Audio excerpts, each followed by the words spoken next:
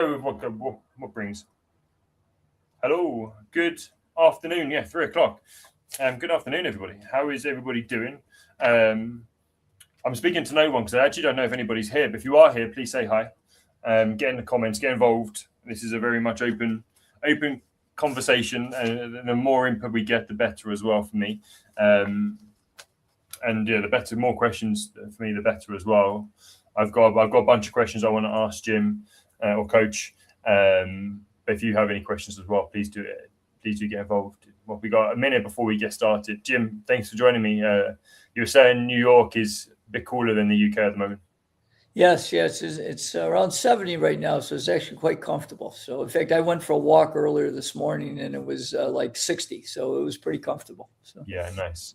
I think I don't know what the calculation or conversion is, but it's probably about 23, 25 degrees Celsius. okay, We're saying yeah, it's about 34, 35 over here, which yeah, is that's 93. warm. Yeah, Here it's warm and fan is on, and we're just about surviving. I got one more hour of this, and then an hour's worth of work, and then we can chill, and I don't have to worry about sweating too much. right, absolutely. Yeah, but look, it's good to have you here. Thank you for joining me. I'm really Oh, my excited pleasure. to have this conversation. Your story in that side, your side of the pond is quite well known, but over here I don't think it's as well known. So being able to get that story and get some of the lessons you share from your experience is going to be really wicked. And I'm excited for the Brits and the people this side of the pond to hear it as well. Oh, thank you. So let's get going, shall we? Look, thank you, everybody here. If you are here listening already, please, as I said, do get involved. But I'm excited to have Jim here to talk about his story as a coach. And there is obviously a story which I won't spoil, but there is a story that Jim will share. But also the lessons that he's taken from that, but also the lessons he's taken from being a coach and leadership from his time as a basketball coach, and what he shares now to help leaders, teams, and understand what kind of high performance looks like, and those lessons we can use for us in the workplace. So I'm really excited to have this. Jim, obviously you do have this story, relatively well known, your side. It'd be good for you just to share that and start with that. Actually, maybe let's have a bit of an intro. Let's start with an introduction and then we get into that story. Let me jump in ahead of myself. So yeah, good to introduce yourself. Tell me who you are, what you do, and see how that leads into that story. Yeah, absolutely. So I grew up in a big family. I was the oldest of six, and we were a big sports family. I actually played basketball in high school for my dad. My dad was my high school basketball coach, and he was my hero growing up. So I wanted to follow in his footsteps. And I did that. I went to college. I had a humbling experience. I was a pretty good high school player, but I got cut from my college team. So that kind of ruined my NBA dreams.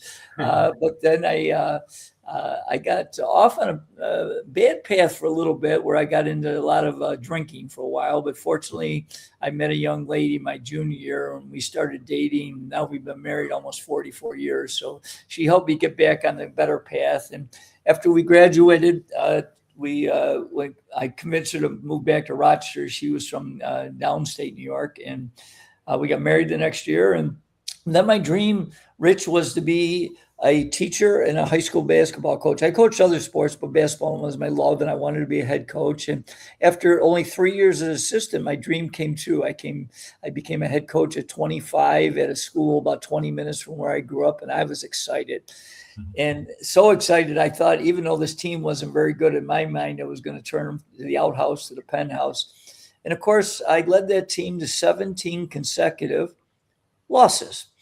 And then the administration decided they wanted to make a change, and I lost that job after a year. So it was a pretty humbling experience. Mm-hmm. Fortunately, ironically, I got a call from a local junior college coach, and was his assistant. And Rich, his name was Bill Van Gundy, and little did I know, many years later, both his sons ended up being head coaches in the NBA. So there was some good pedigree. Yeah. I ended up working a year with Coach, but I really want to get back into high school. I coached a couple of years at a smaller school, and we did much better. And then my last 27 years, I coached at my hometown. There were 3 high schools growing up. I went to one and ended up being the head basketball coach of the other 2. I took over a program called Greece Olympia, and we were able to turn it around. They were in really bad shape. And then after 7 years, Greece Athena, the sister school that for a lot of reasons I thought was the best job. I applied and they offered me the job. And so the middle of that segment, my last 20 years in teaching and coaching, I was doing well from a win-loss standpoint, but I was known as the famous adage, the coach that couldn't win the big one. We would keep going, having winning seasons, and then going into the postseason tournament and losing. What changed dramatically is about the middle of my career, 8th or 9th year of my 20 years, this young man came into our program and he tried out for our JVs. That's the level below the varsity as the head coach. And my JV coach told me this young man's on the autism spectrum. He was very small in stature, but he wanted to keep in the program as our manager. And his name was Jason McElwain. The world knows him as J-Mac. And what I started to really admire Jason's passion. He was very tiny. He was like 5'6", 90 pounds as a sophomore. But after his sophomore year, I was getting to know him because the JV and varsity would play back-to-back in most nights. And then between his sophomore and junior, he came to all our off season. And I was picking him at his house and we were building a bond, and he tried out for the varsity and he didn't make it, but I offered him the team manager's job and he quickly embraced that. In fact, he told me at one of our first meetings that he was, that they developed a mantra and were going to help us win our first championship under my direction. And we got to the semifinals Jason's junior year for the 6th time in my career, and we lost at the buzzer again. It was just heartbreaking. And I just didn't know if I was the right person, but my wife reminded me about my passion and mission. And so I went back to work, and Jason Sr., again, he came to everything. And during tryouts, I brought him in. I said, Jason, unfortunately, you're not quite good enough to make the team. And he was really disappointed. I said, but I want to give you a gift. And his head popped up and he said, yeah, coach, what do you got in mind? I said, well, for senior night, that was our final home game, I'm going to give you a uniform and hopefully get you in the game. He was pretty excited about that uniform. And in fact, I kid people that periodically he would ask me about that uniform. And of course, I define periodically as about every other day. And so that season, we unfortunately had a really difficult start where the team got divided. In fact, I nearly resigned. Unfortunately, with my wife, my staff support, they always told me about my famous quote that when the going gets tough, the tough get going. Coach, you got to get going. And so we worked through it, but it was really difficult. And we finally got some momentum in the second half of the season. We won, I think, 8 of our last 9 games going into senior night. And senior night was always a special night because we honor the seniors and we bring their parents or guardians before the game. See Jason embrace his parents in uniform was really special to me.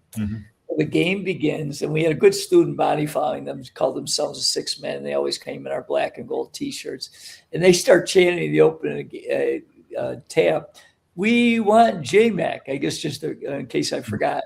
Well, I ended up putting him in the game with just over 4 minutes, and the place exploded. And what I didn't know is one of our parents had made these pictures of Jason's face, like placards, and put them on paint sticks. And he gave them to our 6 men, the student body. And when Jason entered the court for the first time, they gave him a standing ovation. They showed these placards. And I didn't know that. So I got so overwhelmed with emotion, I sat down and I started to cry. I was so touched. Wow. The game starts now. Jason's first time he gets the ball, he has a 3-pointer from the corner. And I kind of look, we had a pretty good crowd. We had about 900 people there. And I could see everybody stand up as he releases the shot. Richard, it misses by like 6 feet. And I kid people in public schools in the U.S., you're not supposed to pray, but I was praying, please to God, help him get a basket. Well, the next possession, he has a much shorter shot, and this time he shoots it. It hits the rim, and it falls off, and the crowd groans. I'm thinking, all right, God's starting to listen. We're listening to my prayers anyways. Third possession, he has another 3. He lets it go. Magic. It goes in. The place erupts, and I'm thinking, God must be a basketball fan. Not only is he scoring a 3-pointer. Well, I'll finish the story in just a moment, but I'm going to fast forward. 6 months after that game, Jason's at the ESPY Awards, the ESPN Awards. He's up for the greatest sports moment of the year. And I kid you not, Rich, his idol was the late Kobe Bryant. Jason used to sign his name, Jason J-Mac Kobe McElwain. That's how much he liked Kobe Bryant. Well, at the ESPYs, there's 4 people up for the award for the greatest sports moment of the year. And one of the other people that was up against Jason was Kobe Bryant. He had scored 81 points in a game for the Lakers. Jason meets his idol and beats him out for the ESPY. Well, how does he do that? He doesn't just make one basket. He comes down, he makes another, and then he makes another, and the place is going crazier and crazier. And the two things I never forget, with about a minute to go, I can't believe what I'm watching. Tears are flowing down my face. I get a tap on my shoulder, and I'm shocked. I look behind me, it's Jason's mother, and she whispers in my ear, Rich, Coach, this is the best gift you could have ever given my son. And of course, I got so choked up, I cried harder. I don't know what you would. Then this is how the game ends. Our opponent, I want to give kudos to their team, their coach. They were really gracious sports that night. It was called Spencerport. They score a basket, and our player takes the ball out of bounds, and he throws it to J-Mac. And J-Mac's dribbling down the court, and I thought he was going to go in and make a short shot. He pulls up like 2 feet behind the arc, almost an NBA three. I'm thinking, Jason, don't shoot from there. You're going to ruin the moment. He launches this rainbow. Swish. I look over, and it looked like the movie Rudy. The whole stands ran on the floor. Our players put them up on their shoulders. And at that point, I had no idea how many points he had scored. And our public address announcer comes on and says, the leading scorer for Greece Athena tonight, J-Mac, with 20 points, including 6 3-pointers. And what the neat thing is I didn't try to market. There was no, cameras there or anything. In fact, I called it to our local newspaper, and they didn't make much of a deal. And how it exploded around the world, Rich, was, you talk about a community. Jason's speech pathologist, he had never come to a game. He came to the game, and he called our local TV, one of our local TV stations the next day, and they borrowed the video from me. And within a few days, Rich, it had exploded all over the world. And the phones were just ringing off the hook. The crazy thing, I'll close this part of it, is Jason now had to go back and be our team manager because he had to play in 6 regular season games to play in the postseason. And yet he embraced it. And Rich, in front of a sold out arena, in the finals, we fell down by 12 points early in the game. We rallied and ended up winning towards the end of the game, and we won our first championship. So it was kind of the cherry on top for sure. What an amazing story. And also, like, the perfect finish to it as well. Yeah, absolutely. In fact, I'll give you one thing. Jason was my good luck charm, and he actually came back and volunteered my program for my last 8 years, and we won 5 more championships together. So I kid people, for a small fee, I will rent him out to you. He was definitely my good luck charm. Yeah, I love that. That's amazing. And what a story. When you look back at that, what's the lesson you take from that for yourself as the coach? I started speaking about 6 weeks after that season ended. And, I developed a speech called Dreams Really Do Come True. And I talk about 6 keys. But I think the one that always jumped out that I just admired Jason was perseverance. He just never gave up on his dream. I had never in my 30 years as a head coach ever had a player try out 3 years in a row and not make the team. So I just admired his never give up mindset, and something because I think it was my 19th year as a head coach before we won our first championship. So I waited a long time as well. But Jason taught me that lesson, that you got to keep with it and stay with it and have the proper attitude and work ethic. And then one of the things I talk about is carpe diem, is when you do get your chance, seize that day. And why, the 2 things that I think that helps him seize that day is, one, he always put in the extra practice, so he was ready. And the other thing is he was a giver. So his teammates loved him. And what was so special, I call it the essence of teamwork, Rich, was that I had never asked the 4 other players on the court to pass Jason the ball, yet out of their own hearts, they decided they passed the ball to him every possession. In fact, I still kid J-Mac to this day. Jason, I'm still looking for your first assist. You didn't pass the ball once. But that's, what those kids felt about Jason. And I think when you give first, it often returns to you. So, yeah, I love that. You use the word perseverance, right? And I listened to your story. Right? Was it 27 years in coaching, or 29 years in coaching in total? I was a head coach for 30, and 35 years total. So, I think listening to that, you obviously won six championships. But up until that point, your first season, you've had like 17 losses, Right. failed, come back. You said you had a difficult year. You kind of nearly gave up, and your wife reminded you to. What was I saying? When the going gets tough, tough gets going. That Right. kind of Right. piece, that it really does shout to me like perseverance. Yep. But the other thing it shouts to me is like following that passion, the passion to keep going as well. I'm guessing there's a part of that in your keys or in your lessons you teach. Absolutely. Ironically, you brought that up. It's almost like you're stealing my keynote, because one of the first things I talk about is finding your passion, and the fact that I loved basketball and I love coaching young people. That was such a passion. And one of the other things I talk about is getting clarity of your mission. Why are you doing it? And early in my career, it was all about, I was thinking, how can we win games? And really, when I've created my own mission statement from discovering it, which is to be an outstanding role model that makes a positive difference in the world by helping others make their dreams come true.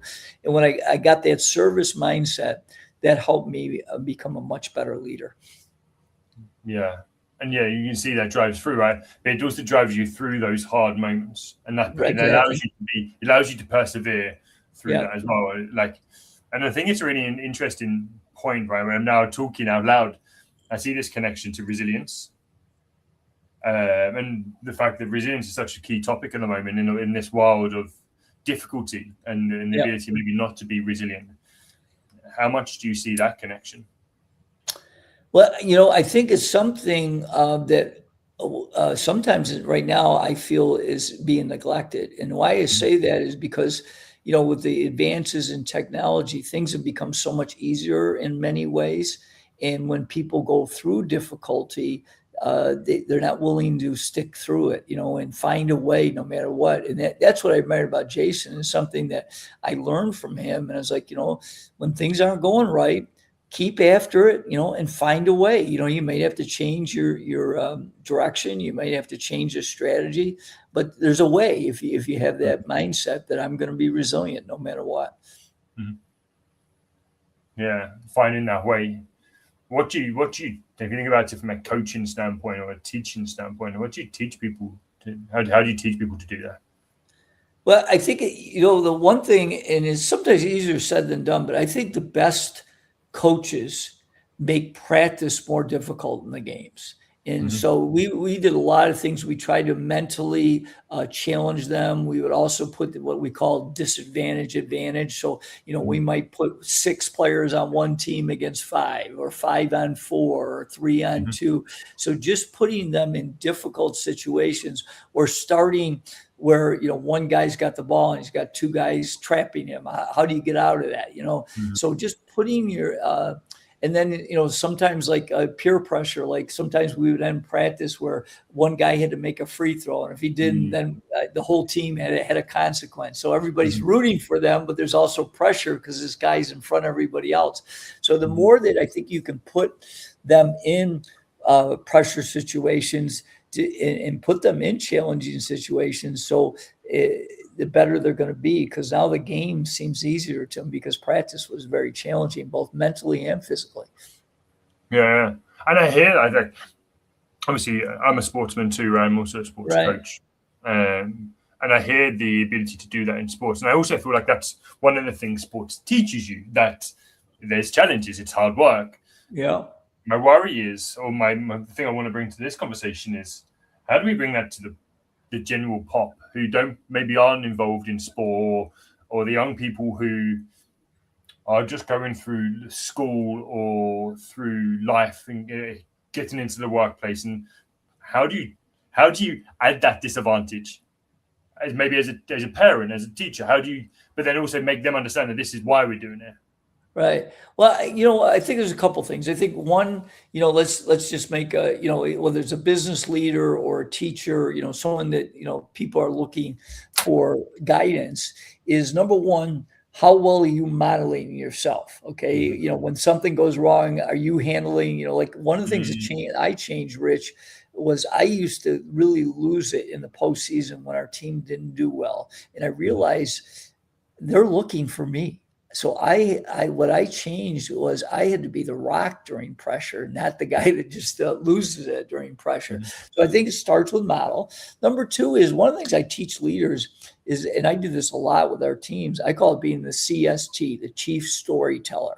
So as the chief storyteller, I told a lot of stories to my team of examples, things I think that they should follow, and also warnings. Like I'll give you a quick illustration. I may talk about a player in the NBA that is a great player, but he's selfish and his teams never win. Now he has great stats, but I would bring that up and we would have a discussion. Why does his team never win? And then maybe the next week I'll bring up, hey, here's another guy. His stats aren't quite as good, but every place he goes, his teams seem to win. Well, why is it different? We would have discussions and bring it up. So I think giving them stories, because people remember stories of both warnings and examples, is a very powerful thing.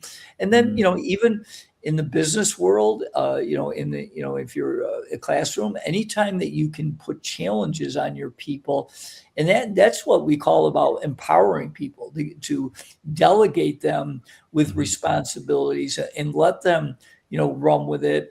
Certainly you got to monitor and you should have some system of how you're going to delegate. You don't want to delegate something that they're not ready for. But, the two things I look for in delegating, do they have the character where they're going to do it, the right thing? And number two is, do they have the competence? And part of that as a leader is you're teaching them how to be competent. But then the best leaders, I think, are creating more leaders because they're giving people the empowerment to make choices, make decisions, and like you may give them a task, but don't tell them how to do it. Have them find the best way they can do that. And then, you advise them and you got to check in, you just don't ignore them. But when you do that, I think that's because I think too many times we make it easy because we micromanage, and we can't do that. We got to let those, as they famous say, let their wings out, let them fly, right? Yeah, I love that. And my brain keeps going to different examples. I really like this. First off, I really like the storytelling because I feel like it's something which generally I do with business owners or business people, managers, because it's an example for them to have that open conversation. I think the thing which kind of really resonates with me is when we think about sports, we're known for, and I think American sports, especially American basketball, is slightly different. Same as baseball, maybe. There is so much game time and performance time versus training time. Whereas we look at the sport, like football over here or even hockey over here, like the other sports, there's 95% of the time they're training or recovering for 5% performance time. Right. Workplaces are 95 to 99% performance and you're working compared to training. So how as a leader or as an organization can we begin to shift that scale to encourage more training time and opportunity for us as managers and coaches and leaders to challenge and train and be in to create an environment to coach that team or people? Well, I'm going to be done with my first statement, then I'll dig deeper. So the first thing is I think you got to be the example. So like I'm big into my personal growth. So I was always studying. I'm listening to audio programs or now podcasts a lot and also read a lot. So I'm really trying to find out what the best are doing and then sharing that with people and recommending, you should listen to this podcast or listen to this book, get them thinking of growing. And as a leader, I believe you have to set up opportunities to help your people grow, whether it's encouraging them or maybe even paying to go to a conference or, having a training right in your business. Like I was just reading about a guy that they do a weekly training with their leaders, and then the leaders have a weekly training with the employees. And so I think it's got to be something as a leader, is it a priority that you're training them, so that they're continuing to get better. But I always go back that you got to be the model. Like if you don't believe in growing, then it's going to be hard to sell that to your people. So I think you got to be, because I'm just going to say very quickly, one of the things I talk to leaders about is the one hit wonder. And, you see that in music, you see that in professional sports where they win a championship and where are they the next year, right? And they fall off. And a lot of that, I believe, is two reasons. One, the leader, I believe, probably stopped growing, got a little complacent. and then he didn't encourage his or her players in sports that you got to keep growing, because if you stay the same, people are flying right by you. So the idea that you got to keep growing as a leader and keep growing your team is so important, whether it's business, sport, it doesn't matter. Because the team, what I admire the most is the leaders where they set a high standard and they're consistently trying to meet that standard and trying to get a little bit better each year. And when you do that, I heard a statement from James Clear, and it just made a lot of sense to me. Strive to get 1% better each day. Now, easier said than done, but again, it's something small. If I can do something small, it's incremental, because it's the law of compounding, right? If I get a little bit better today and a little bit better tomorrow, boy, in 9 months, now all of a sudden it's more than a little better, right? And when you compound that in the years, imagine, it's the same thing. How come there's so many people that are broke? Because they don't do some kind of investment program on a consistent basis. And the last thing I'll close with, Rich, I think it's so important, I believe strongly, is effective leaders are always creating systems with boundaries of how they can help their people be successful. With the concept, going back to my growing thing, is you always got to be looking at the systems and tweaking them. Now with AI, there's some things that we shouldn't have humans do, but there are some things that I think where businesses have gone over the top with AI. Like, I'm so frustrated when I call a business and I can't talk to anybody. I want to talk to a human being. And I think those are things that we still got to remember, that one of the most important things to remember, to make special memories or experiences for people, because people are going to remember how you made them feel. And so that if you don't have that human connection, I think you really lose out, whether it's business, a sports team, or whatever. Yeah, I hear that the always growing and always learning thing. So over here, I don't know how much you know about football, Jim. So I'm just going to soccer for you. Yeah, I don't know how much you know about football. But I feel like Pep Guardiola, who is the Man City one of the best managers in the world for me. But what I liked about him when you watch him is there's always development. There's always a change. There's like progression and trying to grow and change things to make sure that they're growing. What I think one of the impacts of that is that they're always challenging the people to do that too. Right. And so, he's one of the most successful managers in the past 10 years in the Premier League. But when I think about that, I always go, okay, well, Sir Alex Ferguson did the same thing. 26 years, the most Premier League wins of any manager. And then I go, okay, well, I'm trying to think of an American example. Bill Belichick, I can imagine, was probably that. I don't know, but I can imagine. I'm hoping this way you jump in, right? But Phil Jackson too. People who learn and grow and then change things to make sure that they're growing with the time and the generation, but also the players have got to challenge them as well. So those players just don't stop growing and maybe are challenged something new, and that challenge then creates more performance. Yeah, I think it's really a key. I kidded people. I spoke at an educational conference, but it's in business as well. When I speak to businesses, is I kid them that the 3 R's in education is not reading, arithmetic, and writing. It's relationships. And I think sometimes we forget that as a leader, you have to show people that you care, and building relationships. I have a presentation I do on how to build championship team culture. And it really starts with, how do you create psychological safety? How do you create where people are seen and feel like they're appreciated? Because if you don't do that, they always say, but I think there's a lot of research that backs this statement, is that people don't leave a job, they leave the boss. Yeah, they leave the manager or the environment, right? Yep, exactly. Yeah, for sure. Look, I know obviously part of what you do is the JMAC and talking about the JMAC lessons and those 6 keys, right? But I also know you have leadership stuff that you share as well. Right. It'd be interesting to explore those lessons. And so, what are those key lessons that you're sharing? And what ones do you find like the most important right now in this environment?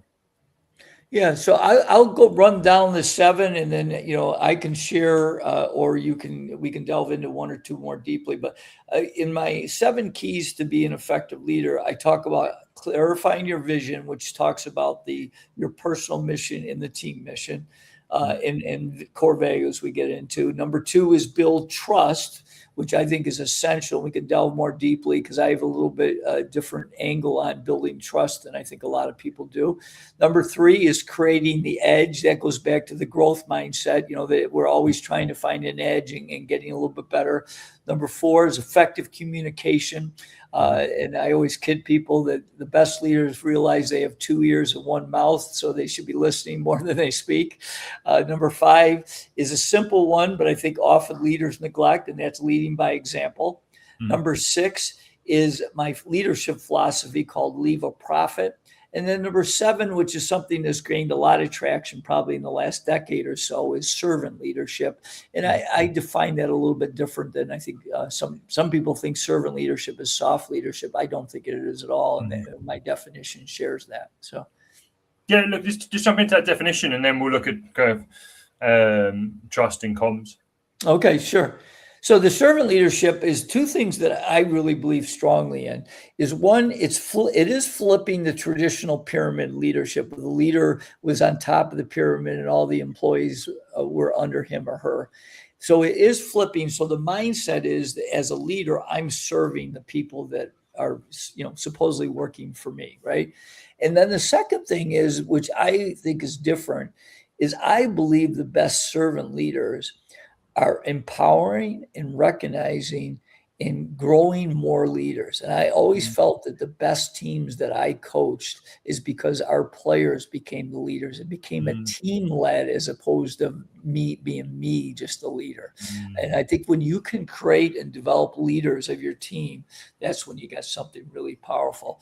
And that's why, we talked a little bit about leadership training. And I always heard people, well, if I train them, they may leave. And I said, well, if you don't train them, you probably want them to leave because they're not very good. So it's, that's something you got to tie with. And then you talked a little bit about trust. It's funny, Rich, when I travel and speak and I do my leadership presentation, I'll say, how many believe that trust is essential to having a great organization or team? And it's 100% hands. No matter where I've traveled, everybody agrees trust is important. But here's my little curveball to them. I say, well, how many of you have an intentional trust plan? And they kind of look at me, like I have two heads. And I'll say, well, I'm going to give you our 3-point trust plan. But what my encouragement is to you really get clarity on how you're going to build trust. Because you said it's really important. But if you're not intentional about building trust day in and day out, it's not going to happen by accident. It's just like building culture, right? Culture is built day in and day out.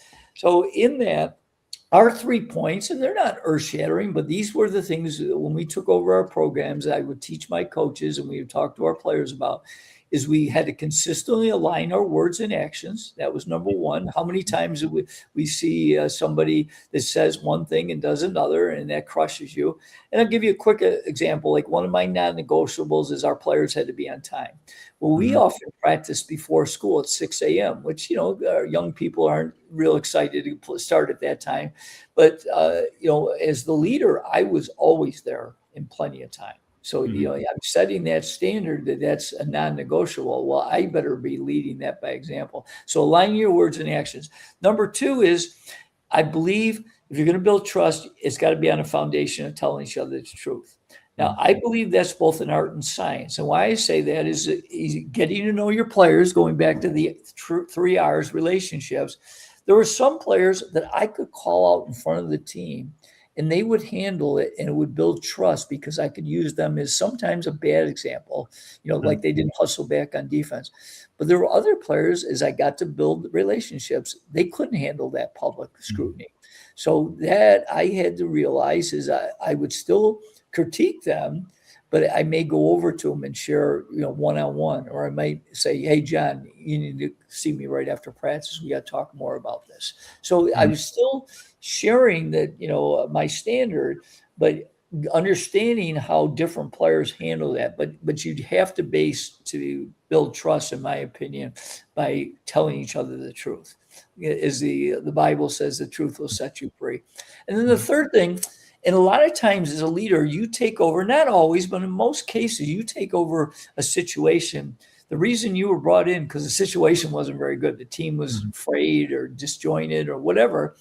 And so one of the things I really teach leaders to build trust is you got to focus on immediately catching people doing right and praising them specifically. Let me give you a basketball example. Instead of coming up, I coach boys basketball, instead of saying, "Nice job, Johnny." Now, Johnny would probably like that because people like praise. But if I say, "Johnny, that was awesome how you dove on the floor for that loose ball." That's what championship players do on championship teams. So he's now very clear of what our expectation is, and he met that expectation by doing something a little bit out of the ordinary. So I think that's what's really key. So in summary, it would be align your words and actions, tell each other the truth, understanding it's an art and science, and thirdly, catching people doing right more times than critiquing, especially when you're starting out. I tell leaders, when you take over something, you should go on a listening tour, and you should be going around and getting to know your people and asking them questions and finding about them personally as well as professionally. Yeah, I love that.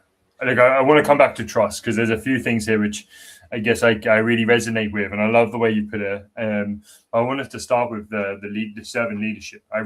Where you've kind of shared that and talked about empowering and creating leaders and then training them to be the leaders as well, for me was really powerful. I've always talked about situational leadership as well. But actually, I think great leaders have and I did a video on this recently, a bag full of clubs to use. And those clubs are different styles. It's the different kind of leadership communications or styles that you need to be able to be a great leader, right? But I think if you start with servant and situational, you're going to be in a very good spot. But being able to have a democratic or a autocratic leadership style at the right times is only going to serve you well. Because the key part here is understanding the different styles and the benefits and how you want to start with that. I don't know what your thoughts are there. I think you're absolutely right, because there are times, and it's very easy coaching basketball is during the game, it was more autocratic, although with two things, like for my assistant coach, my right-hand person, is that I wanted him to pepper me with ideas the whole game. But most of them I would reject, and I wouldn't go into a long, dissertation of why I didn't do that, because I had to make so many decisions very quickly. So exactly what you're saying is a situational leadership, where now I want feedback, but I got to process it very quickly, because I got to make a lot of quick decisions, because the game of basketball moves pretty fast. And if you don't make quick decisions, it blows right by you. Now, with my players, when we had a timeout or at halftime, I would sometimes ask them a question, what are you seeing out there? How can I best support you? But sometimes it was like, we have shorter timeouts where it was, I saw something and this is what we need to do to make the adjustment. So, those are things. And then after the game, because I built a good relationship with my assistant coach, we would reflect and talk about, this is why I decided on this, things we could delve in a little bit deeper after the game in reflection, where during the game, I can't, give a 10-minute dissertation of why that's not going to work. But after the game, you built that relationship more. And it's the same with, we always had a team meeting after a game, and we would have what we call a team wraparound, where each player would share one thing they thought we did well and one thing we got to improve on. And so you were getting some input from them. But, during the game, we don't have time for a team wraparound. It's like, so, that's exactly what you're talking about, situational leadership. It's, like give an example of a firefighter. When you're fighting a fire, decisions got to be made very quickly. But then, after that, you should have a process of, what did we do right? What can we do better next time? having that reflection. I know that's something the armed services it's very important that they always have a reflection period afterwards on how things went with their decisions. Yeah, briefing and debriefing. Yeah. Definitely something. And sports teams do it too, right? It's Yeah. a great example. For the most part, sports teams do it. The Yeah. thing which I hear, right, and you've said it loads of times in that piece, was time. When it comes to leadership, the big indicator here is how much time we've got.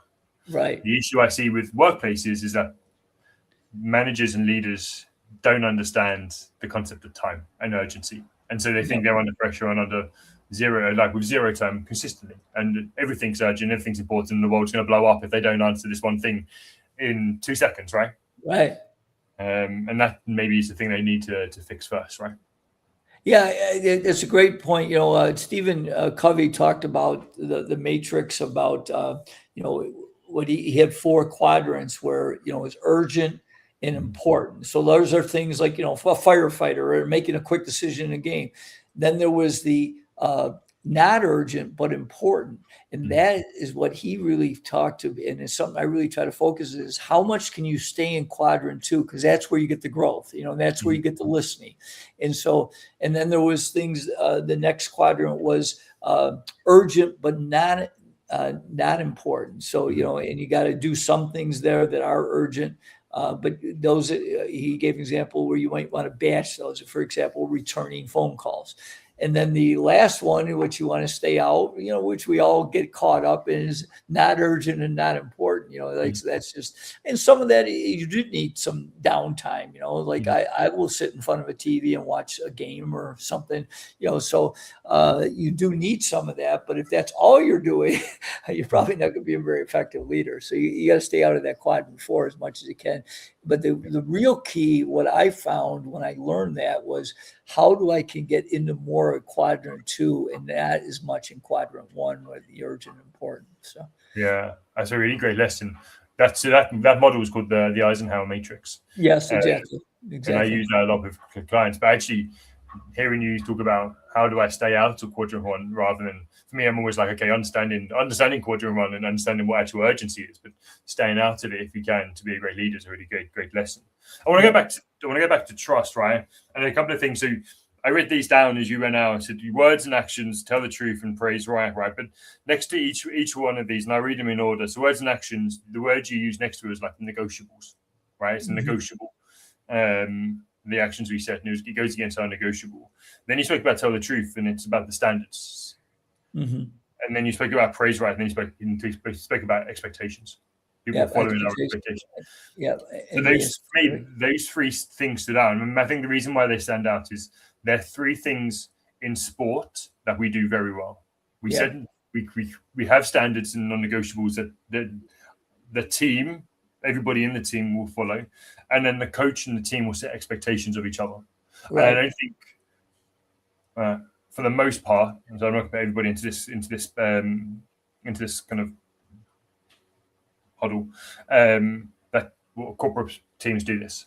Yeah, they don't talk about what are the standards we're going to accept, what are the standards we're going to have. I also think they don't talk about values, but because I think that's the starting point, right? What are our values?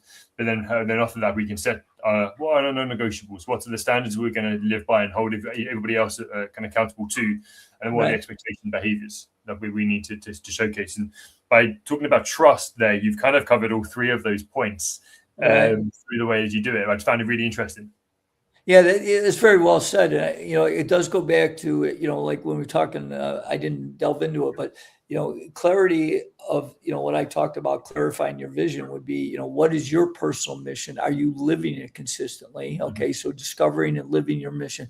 And then secondly, what is the team mission? And that should be based on what are your 3 or 5 most core values. I think as a person, you should have your 3 or 5 most important core values, and then the team. But here's the key, and you said this very well, Rich, is that how having clarity of the core values, but are you teaching and modeling the behaviors that match those core values? Because, we could say, one of our core values was respect all people. Well, I had to demonstrate, what do we mean by respecting all people? Because some people think it's one thing, other people. So you've got to have clarity of what are the behaviors that are matching those values. Because, you see it all the time. Businesses have their mission statement up on the wall. They have their core values.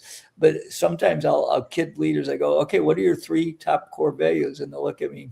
Let me look at the wall, and they're not living them, or they're not teaching them, and they're not sharing, these are the behaviors. And like you said it very well, I believe you should, as having standards, there should be a few non-negotiables, but not 100, as a few. Like one of ours was being on time. Another one was doing your best. Okay. So those, but again, you're teaching them, what does it mean to be on time? And I was leading an example. What does it mean to be doing your best? I always came in with a plan. I prepared, and that's what I was trying to teach our players. If we're going to be successful, we got to prepare every day, and it started with me being prepared for them. So, I think you're spot on, right? Having that communication, and so big part of the work I do with teams is that actually understanding what's important to us, and then how do we set things around it? Because then it comes to this last bit I wanted to talk to you is about communication, right? Yeah. How do we communicate that? How do we actually show up and be able to share those values and set communication too? But look, I really like what you said is like, we were born with 2 ears and 1 mouth. And so we should be able to listen more than we talk. But I'd love to hear what that communication means for you in regards to team performance and leadership. Well, it's something I've continued to study because I think it's so essential. And so the first thing is I'll give you an example of when I first started as a head coach. We had weekly captains meetings, but the agenda was all about me. And as I believe I improved as a coach, the agenda all became about them. And I kid leaders that I know I'm using my acronyms again, but the CQA, I believe effective leaders are the chief question askers. They're asking questions, they're delving deeper, so they build relationships and they get feedback. So if, for example, in our captains meetings, when I changed it, I would walk in and say, tell me, what do you think we got to do this week to get better? Is there anybody on the team that's really struggling that we need to focus to help them become, help them out? How can I coach you better this week? What am I doing that you like? What am I doing that you don't think I'm doing very well? So being vulnerable, being authentic, that I'm opening up and I'm asking, I want their feedback. The next thing is you got to have the circle of understanding. So when somebody shares it back after you've asked them a question, and maybe even a deeper question, is then share in your own words, what do you, is this what you mean? And then making sure that you're clear when you share it back to them, that you ask them, am I correct? Because they may say, no, coach, you're way off. And this is what I mean. And they rephrase it. And then I should cycle it back again and say, well, okay, what I'm hearing is this. And I share that. Is this correct? And they said, yes, now you've got it. So if you don't do that circle understanding, I've heard this a lot over the years, but I think it is so true, is clarity and communication is kindness. And it doesn't mean there's always something that's real nice, but they know where you stand, because the old adage, if you don't stand for something, you're going to fall for everything. I think is so essential in leadership. Yeah, I think your clarity on communication is kindness, and I think there is another saying around like the honesty on. No, being nice isn't always being kind. Yeah. Right. Yeah. And I think it kind of leans into that same mantra, right? Sometimes we just need to be kind, and by being kind, sometimes you don't. That's not being nice, right? That kindness always prevails. I just wrote down here, right, listening to this conversation. When I think about leadership, for me, there's 3 parts. And people always go, okay, being a leader is better than a manager, but I think they're 2 separate things. But so I read those 2 things down, and the thing that I also went, actually, there's also a responsibility here to be the coach, and the coaches are different to a leader and a manager. And as you just said, right, coaching, the greatest leaders are chief question askers, right? And I think that's a coaching skill. If you look at it from what we do from coaching standpoint, is we coach. And so actually, I think the greatest leader is somebody who has great management skills in regards to managing people, and systems for Yep. people to be successful. Leads people in the right direction, both by leading people to that, by motivating, but also by leading by example, and then also being the great coach. Yeah, yeah, Help people I agree. I know. In fact, I talked to somebody about this that was a college professor, and he broke it down very similar to what you're saying. That a leader has those three hats. He's got to manage, he has to lead, and he has to coach. And I am right with you. I think that's a great way to put it.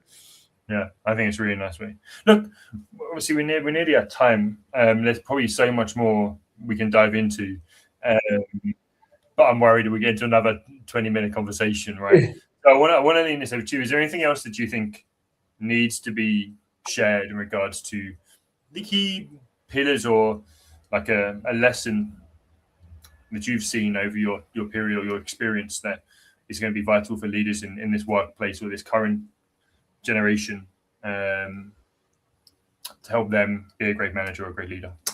Well, you hear the word culture a lot, right? And I think it's essential. But I thought I'd just share a couple ideas on that. So number one is culture is built every single day. And so I always tell leaders that, and we used to tell our players all the time, you are always on stage. Whether you think it or not, people are always watching you, how you handle things, how you are an example or a poor example. So I think that culture is built daily, and it's built daily on the idea that everybody understands the mission and it's bigger than them. Number two is they understand the core values and the behaviors that match those core values. Those are they're taught every day.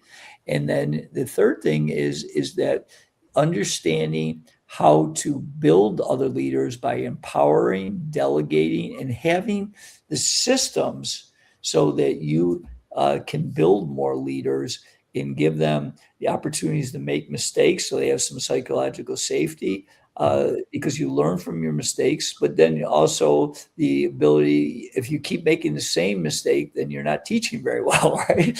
So those are the things that you gotta learn from your mistakes, and we're always going to consistently make mistakes. Let's just not make the same mistakes over and over, because then, to me, you're not learning. So. I think I really like it. I used to say, this is me being sarcastic and potentially a young leader. But Einstein defined insanity by doing the same thing wrong 3 times. Yeah. And it's the same thing where you have to learn from those mistakes you go through. Thank you, Jim. Look, the last thing I want to pick up is, and I've written it down because I think it's a really interesting lesson that pulls you away from our ego, but you're always on stage. You always, whatever happens, your role is always being synchronized and watched. I can't say it. Synchronized and watched by your people, by the org. So you have to make sure you're always role modeling the behaviors and living by the values that you and the team are setting. I really just really resonated with me. And I think I'll augment one thing, because you're right on, is that I heard somebody say this statement, and I thought there's a lot of truth. Like, people want to move up the ladder, as a corporate ladder, and in my situation, maybe you're the 9th grade coach and you want to be a head coach. Well, he said this to me, and it made a lot of sense. And it's something I really tried to take a lot of pride in. You're interviewing for your next job every day on how you handle your day. And so, people are either going to admire your work habits, your behaviors, or they're going to say, this is not the right person for us, because he or she doesn't do the right thing consistently. So, I used to always say to our son, and it's something, like I did a little blog on some challenges to parents that's going to come out later this week. And I said, here's a question for the people that have children. When your children think of a person with high integrity, do they think of you? Nice challenge. Yeah. Nice question, right? Yeah. Jim, look, thank you ever so much. Where can people find you if they want to book you or do some work with you? Yeah, so the best place probably would be my website, coachjimjohnson.com. I'll also give my email and a couple things we have. So you can go to coachjimjohnson@gmail.com, or you can hit the website. We have a number on there. You can reach out to us if you want to book us for some type of engagement. I do have some real freebies on the website. We have a free a monthly newsletter. We have a weekly blog. I do a podcast called the Limitless Leadership Lounge. I mentioned early in the program that I lost my first job. So one of my goals is to give back to leaders. So we've done over 250 episodes. We've interviewed people from all over the world. So that's been a real joy. I've been part of 2 books. The book about the story is called The Coach and a Miracle. And then I have a chapter in called Lessons from Thought Leaders. That I talk about my 7 leadership keys that we brought up today. So those are some of the things that people can connect with me, and if I can help anybody, that's my life now, is to try to help serve others and help people make their dreams come true. Because I've had a lot of my dreams come true, and I want to help people live their best life. So. I love that, May. Thank you. And if you want to find out a bit more about kind of what I do, leadership playbook. And the team dynamic work, then please do drop me a line and we can set up a call and maybe set up a free session if needed. Jim, thank you ever so much. I really appreciate you. Stay where you are. Everybody else, George, thank you for joining. Everybody else listening, thank you for joining. I hope you all enjoyed that. Next week, I've got Luke, employee experience from Williams F1, coming to join me, talk about well-being in F1 and human performance in F1. So it's going to be a really great conversation. So keep your eye out for that. Thank you, everybody. Have a nice evening or afternoon or rest of the day, depending on where you're listening. Take care. Bye-bye.